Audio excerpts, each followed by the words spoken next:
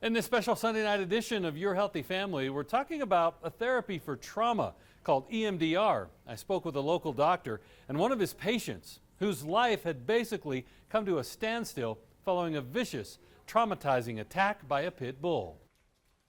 Come. Now. And press. Karen Aldridge has always loved dogs. Good. I was not afraid of dogs in any way, shape, or form. She studied dogs' behavior and trained dogs for a living. And one of my clients that I had, they had 4 dogs. They had a husky mix, a husky Rottweiler, and a German Shepherd mix. And these guys were terrorists. And I had to actually, go into the house with a chair in front of me like a lion tamer. And by the time I was done with them, they were just wonderfully well behaved. Then one day, that all changed. I had transitioned to another job. And it was working with the special needs community, and I was going to pick up a student that morning, a student I had never picked up before, and didn't know there was a pit bull in the house, didn't know that there was an aggressive dog at all in the house.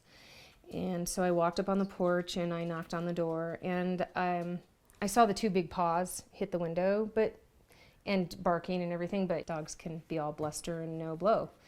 And so I never gave it a second thought until she opened up the door, and that's when I saw him. He was huge. He was over 95 pounds, one of the biggest pit bulls I have seen, and I knew I was in for it when I saw him go down. And as soon as I saw him go down into his attack position, I screamed at her to shut the door. She wasn't quick enough. He bolted out, and he got me up here on my bicep. Your impulse is to scream. Your impulse is to scream and to start to run. And, at heart, dogs are still predators.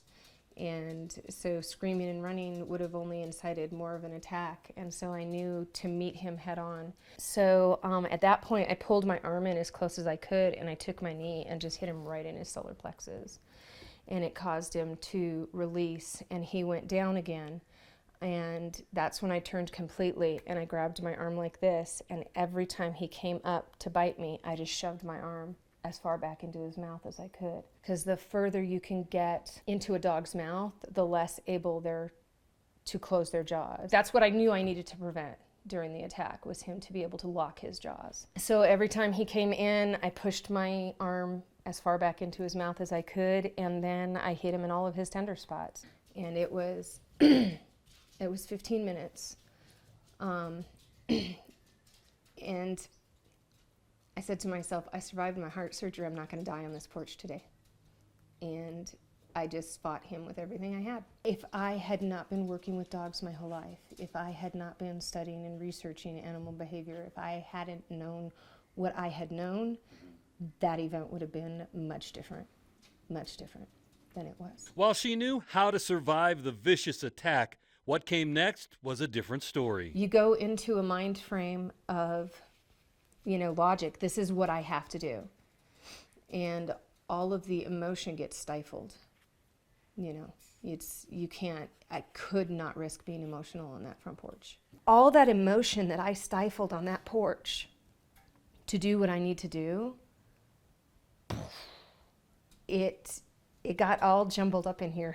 The attack was traumatizing and almost instantly debilitating on many levels. At the time, we owned a bulldog, the sweetest little thing you've ever met in your whole entire life. Her name was Gracie Lou Who, and she was just a big knucklehead, and I was scared of her.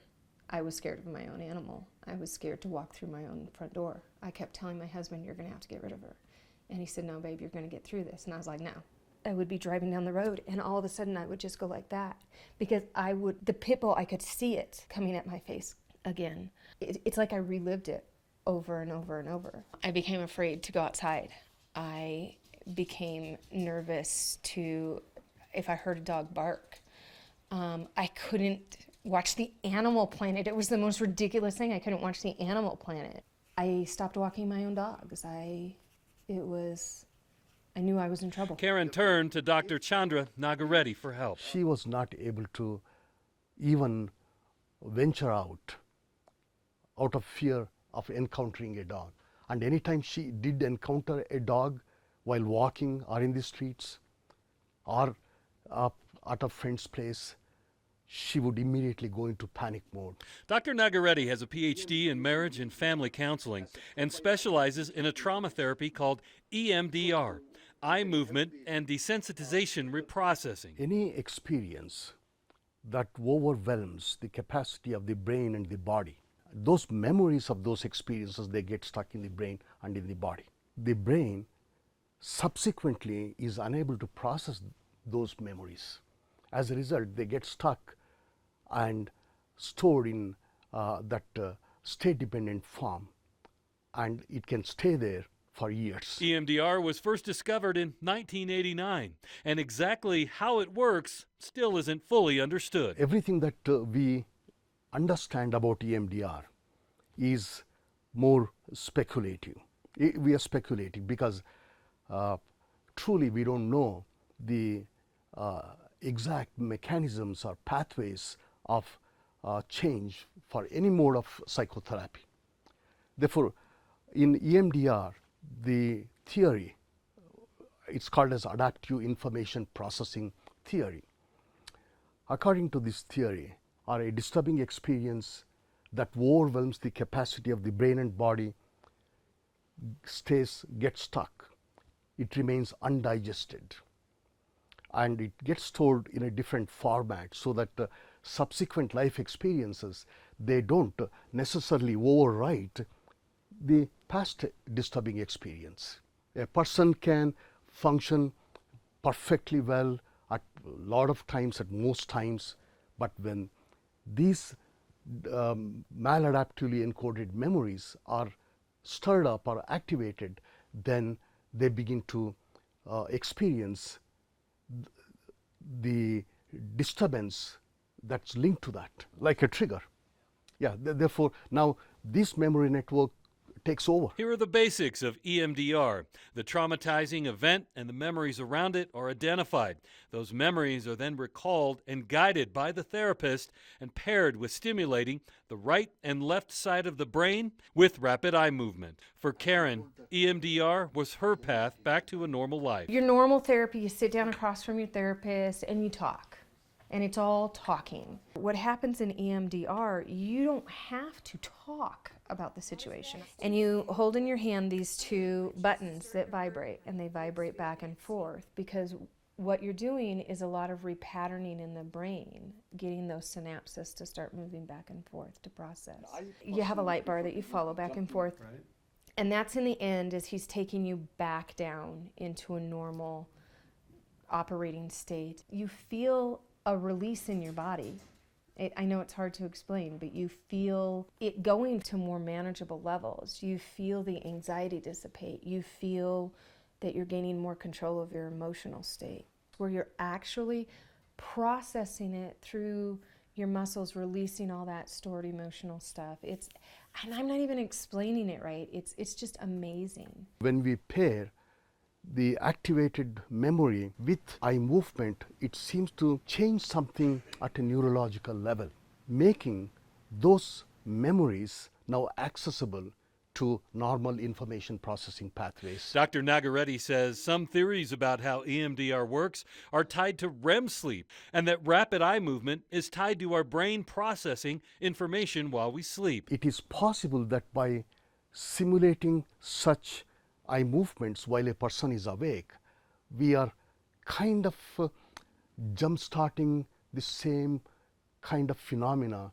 that occurs in the REM sleep. Because it's in the REM sleep that most of the information processing occurs, and it gets incorporated into our dominant memory network, where they belong. When my clients ask me, how does EMDR work? Basically, what I tell them is that we don't know how EMDR works, but I can tell you that it works. This is the SPECT image of a 27-year-old woman who had suffered some violent rape trauma. She was asked to basically recollect or bring up the memories of that rape trauma, and this is how her brain looked.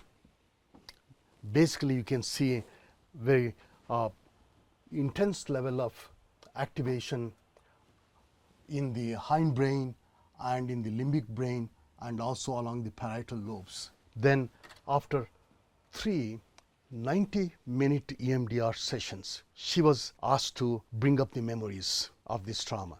And this is how her brain looked. Basically, her brain is calm. There's no significant, that level of activation and arousal. And the healing for many can happen quickly. One of the senior EMDR trainers wrote a book, it's called as EMDR therapy, that's healing at warp speed.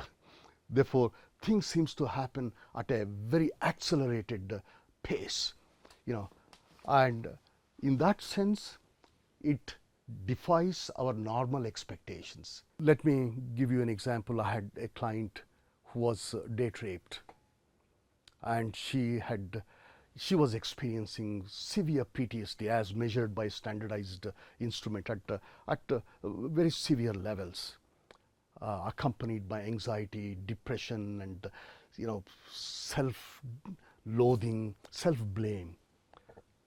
It took me just 8 visits to help her process it. At the end of the 8 visits, she was done. She said, I know that it was not my fault, and it's in the past, and I'm not going to let it affect me. With Karen, Dr. Nagareddy saw similar results. We had 15 visits, and over 15 visits, she was able to completely process that experience, and she was able to look at a dog and be fully present. She said, I'm back to being myself. Karen is now again at ease and comfortable around her own dogs, and in a safe situation, even a pit bull. I would have never been able to go up to a pit bull again, ever. And I've had one lick my face, Yeah. It's to have an animal that I was that terrified of, get that close to me again, and I call Dr. Chandra, I'm like, I just let a pit bull lick me, it's exciting. While the debilitating panic and trauma of her attack have been healed, she still has physical scars and nerve damage, and the memories and emotions remain. For a dog trainer and dog lover, having to make sure that her attacker didn't have the chance to do it again is now the hardest part of the ordeal that Karen lives with. And that's the thing that really gets to me, because he did have to be destroyed. And that was a real hard decision for me. I love dogs. I adore them. And I knew that this animal, it wasn't his fault. But I came to the conclusion, if I read in the paper that some child got killed by this animal, that would be on me. While Karen says she has talked with people who've tried EMDR and it hasn't worked for them, she says if you're struggling with anxiety, panic attacks, or emotions you can't control, EMDR could be worth a shot. If you have tried everything else and it's not working, you have the right to regain control over your life. And you can regain control over your life. And that's the beautiful thing, and it's not hard. It's not, for those people who say, well, I just can't talk about it, you don't have to. For Your Healthy Family, I'm Ira Cronin. For more health stories, head to yourhealthyfamily.com.